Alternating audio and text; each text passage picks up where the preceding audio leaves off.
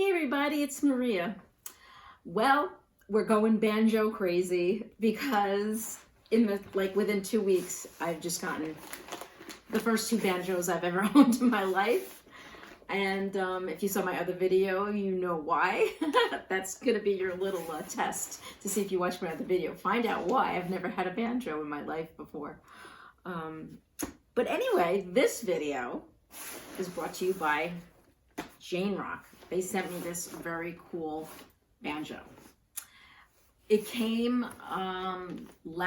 yesterday afternoon, but I let it sit because it was so cold out, and I didn't want anything to happen to it. I know it's mostly alloy steel, but still I didn't want to take a chance. So anyway, it's got backpack straps for the gig bag. It's a little padded. It's a little thicker gig bag than the last one that I opened up, which was really thin. So I'm actually happier with this gig bag. We'll cut to the chase. We'll do the goodies after. This is a little different than the last one. The last one was called a closed back, which I think you could take the back off the other one, as I said, and make it an open back, and it was also acoustic electric. This one is not, but banjos are really loud. And the cool part about the banjo, even if it's not acoustic electric and you needed to plug it in, is that because it's got an open back, you can use one of those clip-on or stick-on tuners. I've been very successful with the Myers pickup. I could just clip it. So that shouldn't really let it stop you as far as which banjo should you get. Like, don't be afraid just because it's not acoustic electric. So before I give you a little musical demonstration with my vast 2-week knowledge of banjo, but that's actually good. So you're starting from scratch with me. Okay, so let's just talk about the specifications of this banjo made by Janerock. It has got alloy steel, as I said, 18 of these brackets, which are adjustable. It's got a Remo drum head, and that is key. That's, like I said in the last video, that's the gold standard of drum heads. And this sound almost sounds like a snare drum, right? My son is a drummer, so I know that. And like a snare, you can adjust different things, and you can adjust these brackets for the tightness of this head, and it will change the way the strings resonate against it, and it will change the sound. So that's what you do. I would not be able to do it myself. I mean, maybe eventually, but at this point, I'm not going to change anything.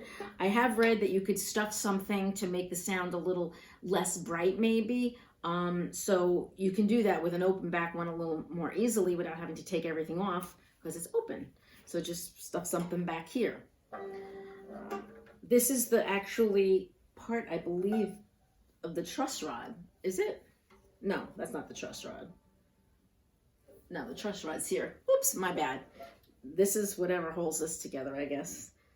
I don't know if there's an official name for this. Let me know if you're a banjo player and you know the official name for this. It definitely holds this bracket on, which holds the tail piece, which holds the strings. So anyway, it has walnut sides. Okay, this whole thing is walnut, this rim. Okay, this is okome neck. It doesn't say what the fretboard is. So it looks to me like a rosewood, actually, or a rich light, but actually it doesn't. It looks like it's real. It looks like it might be rosewood, or I don't think it's ebony, but I don't really know. It didn't say in the specs. Let me see if I could pull it up here real quick. I have this because I broke the glass on my iPad years ago, and my sister-in-law gave me this. Haven't broken it yet, so that's actually a good thing. Let's see. It doesn't actually say. Okome neck, top Remo, body mahogany. I'm going with some type of rosewood, I think. Okay. Whatever it is, it looks nice. It's a dark stain. It's got your standard fret markers. It's got it at the 3rd, the 5th, the 7th, the 10th, the 12th. That's your double 12th. 15 and 17. That was just like on the other one. You have your high G here with these pearloid tuning pegs. Okay. And the other tuning pegs are up here. It's the open back tuners, they're called. They're geared tuners, all right? Pretty shaped banjo head, similar to the other one. It comes with a strap, which I put on already. It has this little clip here, metal clip you can clip it to, and then you could just clip it to the tailpiece. I looked it up to make sure it wouldn't hurt anything, and it doesn't. That's where most people would clip it if there's not an extra clip. It's made very nicely. It's not shiny. It's a matte finish or satin finish, probably called satin, but it feels really nice to the touch. It's got your binding all up the fretboard. The frets are dressed really nicely. As I said, I'm in New York. The temperature's crazy. It could be 30 degrees today, and tomorrow it could be 60, and then it could go to 20. So it's totally nuts. I have forced air heat, which is terrible for instruments. And for people, but what are you gonna do? At least I have heat, right? So what you could do is put a humidifier in the case when you're not using it. I've just been using, a friend of mine who works in a music store said, in a pinch, just take a sponge, put it in a plastic bag or a plastic little Tupperware, put holes in it. Don't, wring out the sponge. You don't want it drenched, and stick it in, and it will draw what it needs. And when it's dry, you just replace it for the winter. When you have the heat on. When you don't have the heat on, it's not as much of a concern. And, that could alleviate if the neck starts to get a little rough. Because honestly, this is really nice. I don't feel any fret edges. And I've had instruments like that, and it really doesn't make you want to play them when you feel that rough edge. But they can be helped with the suggestion of humidifying. Is there anything else I want to tell you? So it has a truss rod in here to adjust the neck should it become bowed or something like that. That would help with action. You also can lift this tailpiece up and down a little bit to, I don't know, it seemed to break the action down a little bit because I guess you're pressing on the strings, but I don't want to press too hard because I don't want to pop these strings. Now let me tell you what they give you. Speaking of popping strings, before I play it, I will share with you the goodies they give you. I just took out the strap. I didn't even take out the tuner because I had one from the other instruments I have. It comes with an extra set of strings, which, as I said, is always really a plus because you just never know when you pop a string. The tuner. It comes with these 3 picks because you would put one on your thumb like this and one on, I have fat fingers, maybe like this, I don't know, and like that. You never use the ring finger in banjo playing, I found out. Your thumb, your middle, your thumb plays the first 3 strings.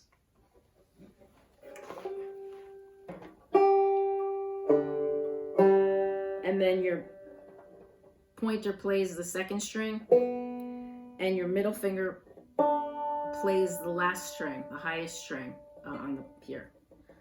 And as I mentioned in the last video, I'm taking them off because I have fat fingers and I don't really like to wear picks, so I'm not going to use them right now. This is the truss rod adjust, the Allen wrench to adjust the truss rod. This is important. This is to unscrew or adjust these brackets. Again, I'm not gonna do that. It sounds okay to me. Sounds good to me, actually. And I'll just show you how it's tuned. I tuned it up, but the strings are still going to need a lot of more stretching than just a day. And you always tune up. If you go over it, don't tune down and leave it. Tune way down and then go back up. Not way down. Tune below it, go back up. So you want to go up to the pitch, as I said in other videos. Oh, the bridge. I should mention that in case you're not familiar with it. The bridge comes flat. I've watched a few YouTube videos to make sure I was doing it correctly. And what you need to do is you need to take like a tape measure and measure, from the 1st fret to the 12th fret. And then from the 12th fret, you want the same distance to the bridge. And it's about here. Actually, it was a little I think it was a little further, was exact measurement, but then you have to go by how it tunes, because where it was here, it kept going too sharp.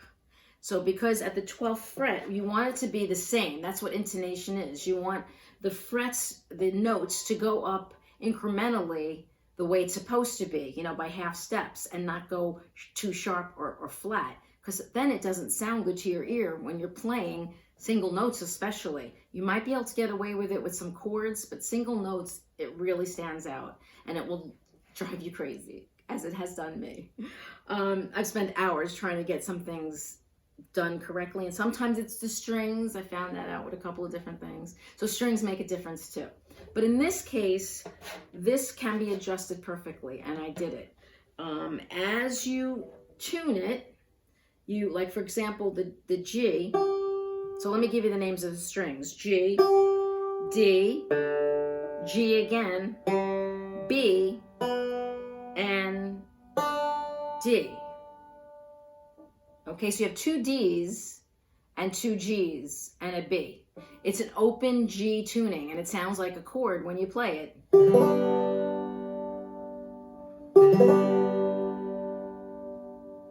Now, when you take, say, the first one, this is going to be different because you have to go to the halfway point, to the octave, excuse me. You have to go to the octave. So the octave here would not be on the 12th fret like it is on these other strings. Over here, it's over here on the 17th fret. That's the octave of this high string. If you notice, it's a little weird because it comes in at the 5th fret. Okay, it doesn't come in over here. When you're over here, it's 4 strings. And it takes you a little time, your brain, to realize when you look down and see this extra string, but over here it's not the first string. It's a little confusing. But soon enough, you'll get some muscle memory. That's what's happening for me. So anyway, so for this one, and it sounds perfect. If I had the tuner on, you know, you would see it's very close to perfect, if not perfect. So the green light should go on when you do this, and it should go on over here. Same with the next string. Then you go to the 12th fret for the rest of them. Oops, I knew it wasn't right. An octave, okay? Same note, just, you know, 8 steps up, or the 8th step is the octave. So just so you know, that would be, since this is D, it would be D, E, F, G, A, B, C, and then D comes again. And it just keeps repeating like on a piano. Okay, the notes just keep repeating. Same with all the other notes. So then you go to the next one again. Another G, okay, an octave lower than this one. And then you go to the octave here on the 12th, octave higher, and it's perfect. And then B, an octave higher, and then D again. So I got the intonation perfect, and you just take a little time. Now, someone else had a little suggestion on one of the videos that when you get it perfect, I should do that, you put a little mark with a pencil. So when you change the strings, you have to go through the process all over again, you know, too dramatically. I hope that helps. This is what I'm learning, so I just want to share it with you. So that's the sound of it. I learned some chords, and I'll also play you a little tune that I'm learning from the 2 books that I bought. This was the first book I bought, and that's how I learned the chords. And the rolls were getting very confusing and complicated, because it seems that's what makes banjo playing really cool, are these rolls, and there are a lot of rolls. So my brain couldn't handle it, and I looked up and I found this book. And I have to say, despite the crazy title, this is a gem. I'm so excited to find this book. It's called A Bluegrass Banjo for the Complete Ignoramus. This is considered like bluegrass because of the tuning, I believe, because you can tune banjos to different tunings with different strings. So for open G, it's great for bluegrass. And this is by Wayne Erbsen, and it comes with a CD right here. I don't get any money for this. Or any of this. This is just to impart the information to save you the trouble if you're struggling, because it definitely has helped me. So I just want to share that with you. And he's got a lot of interesting information. It's very funny. And then what I like about it, after he tells you all the information, is he teaches you the rolls, and simple ones first, like a drone note. First you pick out the notes just by using the tablature, and then you learn the drone, which is like keeping this, you know, going. Let's see, what was the drone? The high note.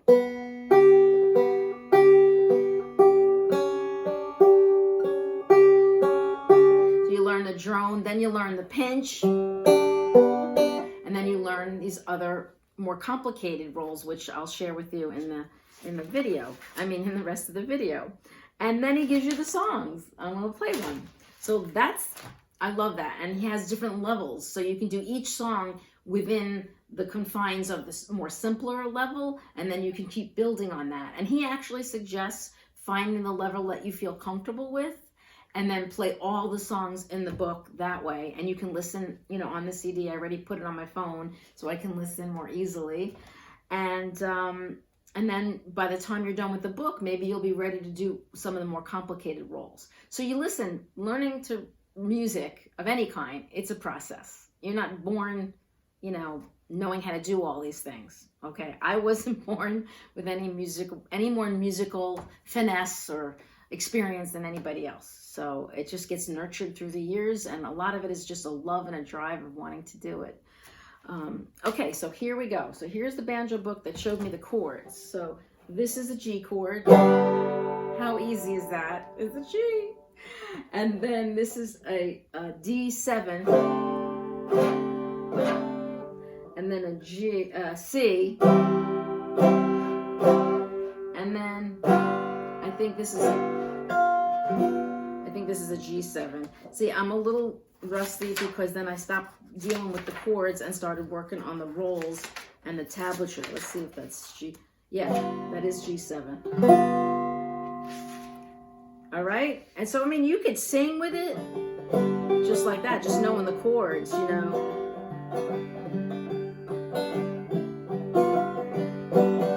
Chords. Hush, little baby, don't say a word. Mama's gonna buy you a mockingbird. And that's okay, but I really wanted to sound like a banjo with the rolls, and that's what I'm learning in this other book. So, what do I think? I think this is a great instrument to learn on, and it's got a good price point. I think that these companies are really amazing me what the good products they can put out that helps the pocketbook. And, you know, don't we all want the most value for our money? So I'm not an expert, but I do know music, and I've actually, you know, gotten some instruments in the past that I've bought or someone's given me or whatever that, you know, just, they're okay. They're nothing to speak of, you know, or maybe they're terrible. I've bought some instruments in the past where I had to send them back because, not just the frets being rough, but just glue everywhere and no care in how they're made. So you know right away when something's well made. And as far as I can see, this is well made. So I'll come up a little closer so you can see, you know, up close of how this banjo looks. Okay. And if I don't get these all in the frame, I can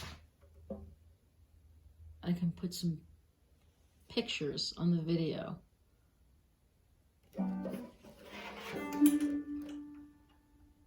All right, so stay tuned for the song. I'll tune it up again. And there's your Remo drum head, your tailpiece. All right. Very cool.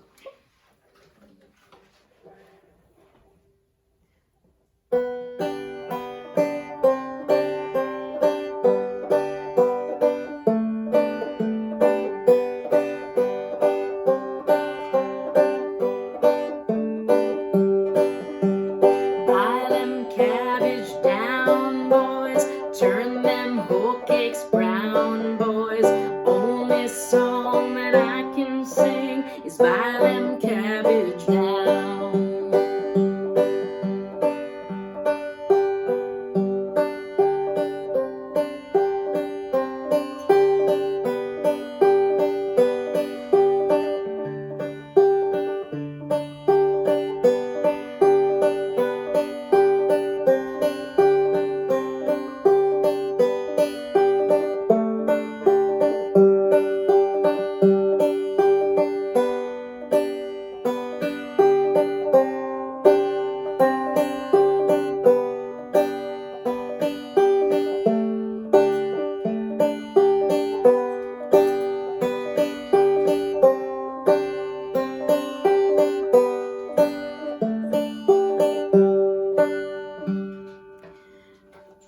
just learning from this great book.